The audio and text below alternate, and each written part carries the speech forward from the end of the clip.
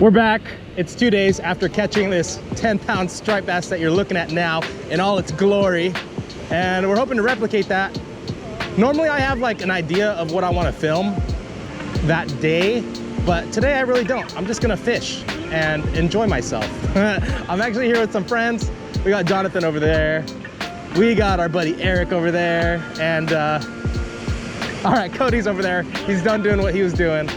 And we're just gonna fish. We're all excited, and nothing like fishing with some buds. So that's what we're gonna do. But I actually do have a bait that I'm gonna throw today that if I do catch something on it, I'll show you guys. But if not, then it won't make it. But I just wanna let you guys know that everything that I throw and use and show you guys is kind of proven stuff. I do have something else that I'm gonna show you kind of later in the video as well that is pretty game changer for me and has been. I've been using them for the last 3-4 years, and it's definitely come in handy. But other than that, oh, last thing before we begin, looking at about a high tide of 11 o'clock. Wave power is going to be pretty strong. It's like 450, so it's just right there, borderline where we want it. We just don't want to see it over 500. And wind has been off on the apps. It's been calling for like 6 to 9 miles an hour, but it seems that that's been wrong a lot. But other than that, guys, let's make some casts. Just like a few days ago, the water is still dirty. If 10 is chocolate milk and a 0 is gin clear, I'd probably say this is a 6. So it's still in that fishable range, and the wave power is pretty strong. So last night we did have a super moon, and it's a super blue moon. The moon was really close to the earth yesterday, and typically, if you guys haven't heard, typically fishermen don't really like when it's a super full moon that keeps the ocean lit all night, because the theory is that these fish are eating all night long, and by the time morning comes, they're all full. So that is an idea of why people don't like the full moon, unless you're a white sea bass fisherman. Then you like how the squid are in and spawning. But yeah, we got that super moon last night, so we'll see how that affects the bite today. But I'll tell you what, you can definitely feel it with the swells that the moon's pulling on the ocean here. That's for sure. So be careful if you're fishing around a full moon. Never turn your back on the ocean. I think I'm gonna move down until I find a cut. It just seems... There's a big sandbar right there that just kind of cuts everything off. If we could find a cut right now and fish it for like, I don't know, a couple hours or something, if we get like bites, it's too cut off right here. Kind of stay mobile until I find something, and then everyone can cruise over. Much better.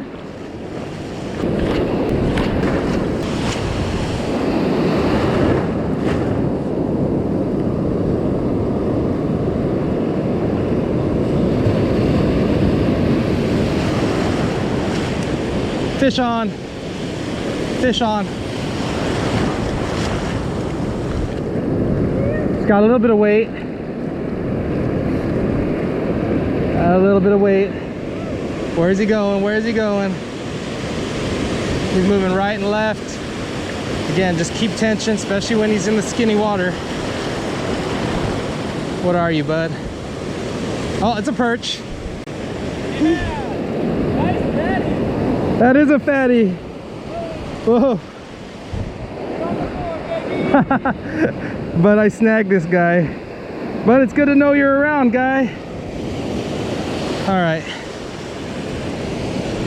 Thanks for playing, bud. Yeah, I don't know the official rules. Leave it in the comments below. I just like to throw them back if I foul hook them.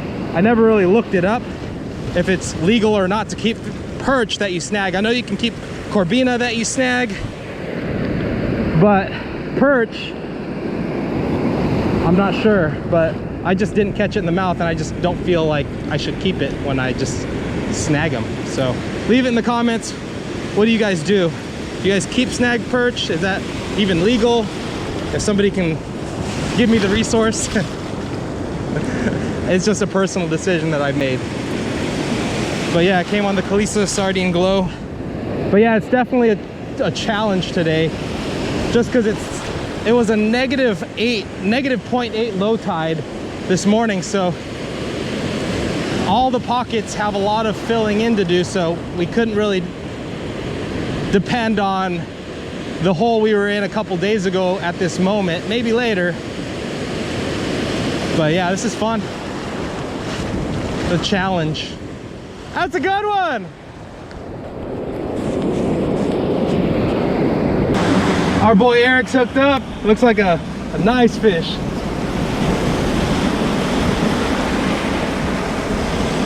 Nice fish. Oh, oh, oh. Easy, easy. Oh, oh my, that was my PB, brother. Are you thinking PB? Yes. What's your previous PB? 14.75. 14.75? Bro.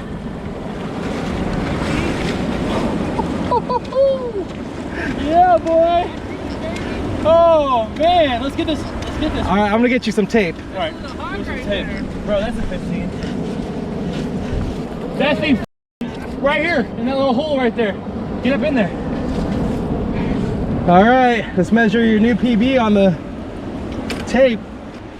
New 15. PB. Thanks, brother. Police sardine right there. Yeah, man. Yeah. Ooh, gorgeous fish.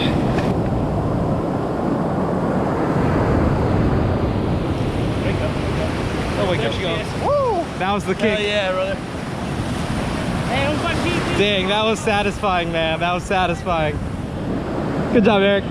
Well, where there's one, there will be more. Oh, let me get my perch pouch. I almost left it.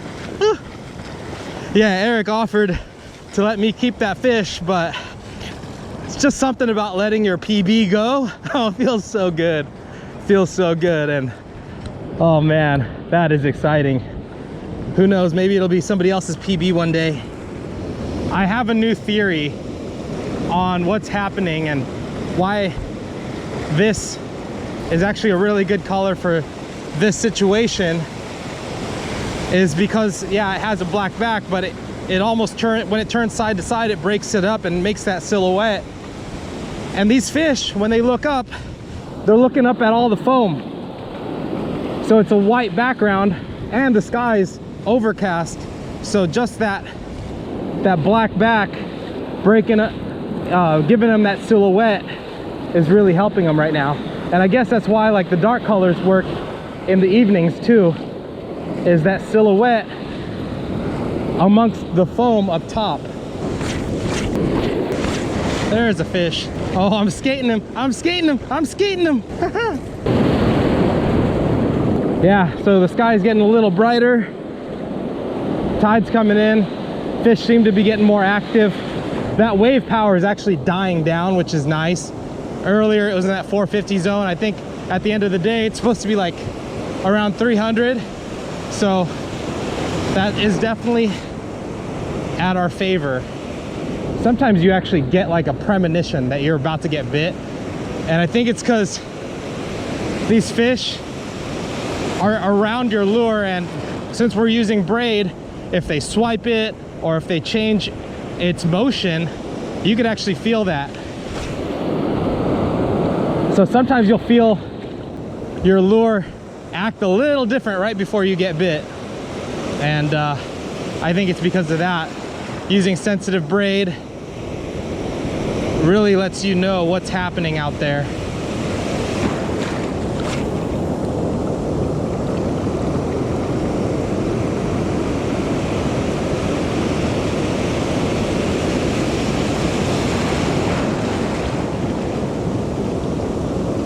There's another fish, right in tight, right in close. Not a big one, but it's another fish. And this one actually ate it good. I think that's a keeper for today. Yeah, he ate it really nice. I think we found the spot. If we just stay here and fish, I think we'll be able to bag up quite a few. Might even run into that striper. It's still possible. It's still really early. What time is it? 8:03.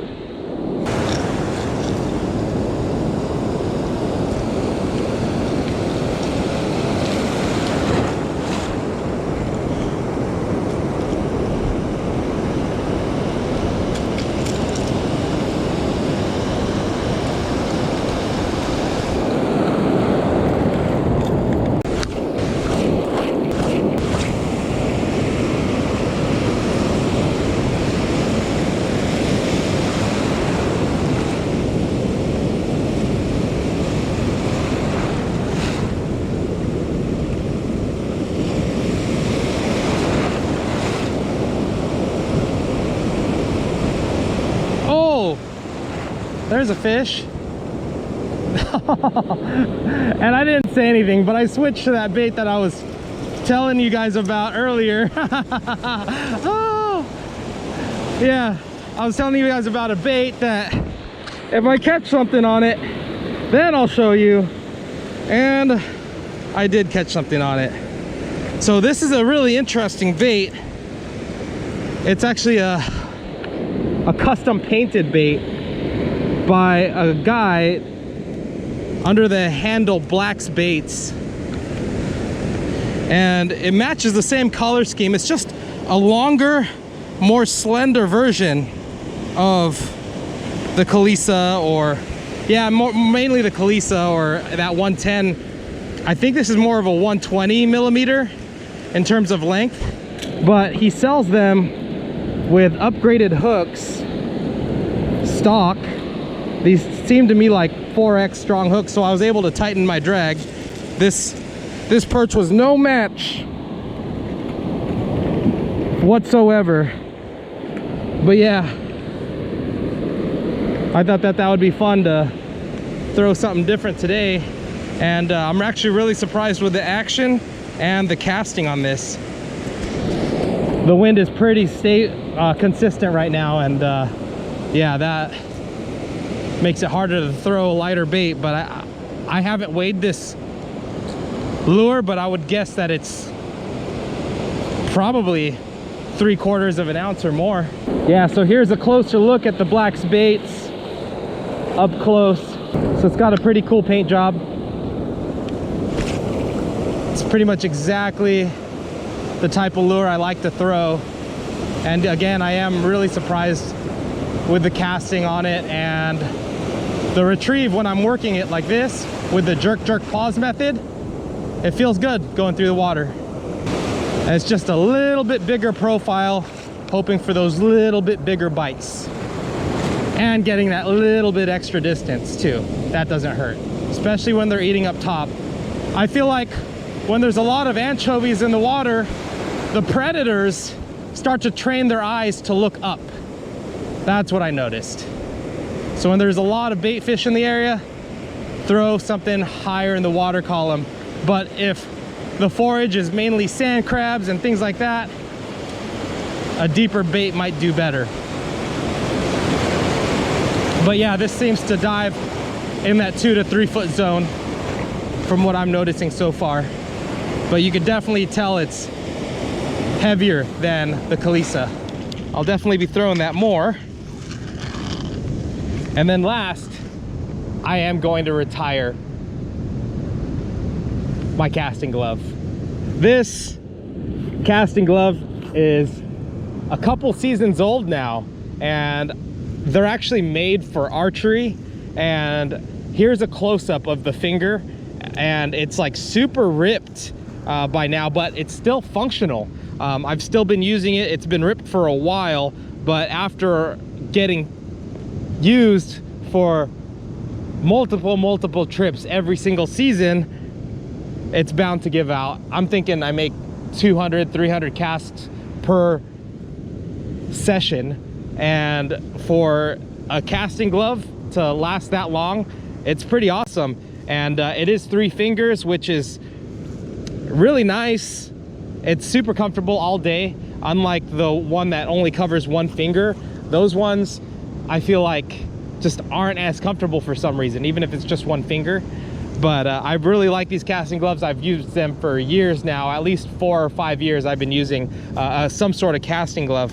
But that being said, I do have an announcement. I do have these on the store. I only have a few mediums left, but the reason that these ones are actually nicer than the one that I have, not only do they have the 3 fingers and then the leather on each finger, but it has it on the back side too. So after you get one worn out, one of your fingers, you can actually take it off, turn it around, and now you have a new glove. Look at that. It works just the same on the last fingers as it does the other side. So once this finger gets all worn out, yeah, you just use the opposite side, and now the back of your ring finger is going to be all worn out, but now you got your forefinger like legit ready to go. But anyway, I do have these on the store. I have the large and the mediums available, but just check the sizing chart on the website and you'll see it. And yeah, I'm retiring this casting glove. It's definitely served its purpose. But overall, this whole session was really fun, especially fishing with the boys. My first time fishing with Jonathan. He was actually here the day that I caught the striped bass. And then fishing with Eric, this was his first time at this location, and fishing with Cody as well. Super fun. And the bite was pretty good, even if it was a full moon. We did have overcast all day. The water was rough and still is pretty rough. It's about peak high tide right now, but we fished all the spots that we wanted to. I'm leaving with 4 perch. I let 2 go, so it was definitely a fun session, only throwing plugs all day. But the wind did come up, and it feels like it's about 6 to 7 miles an hour, just enough to where it does affect your cast and you don't get it out as far. But I had definitely had fun. It was a fun fishing trip. And if you guys want to see how we read the surf, I will leave a link up here that you guys can check out. And then if you guys want to see how we work our baits, I'll leave a link right here so you guys can check those out. And I appreciate you guys. I'll catch you guys on the next one.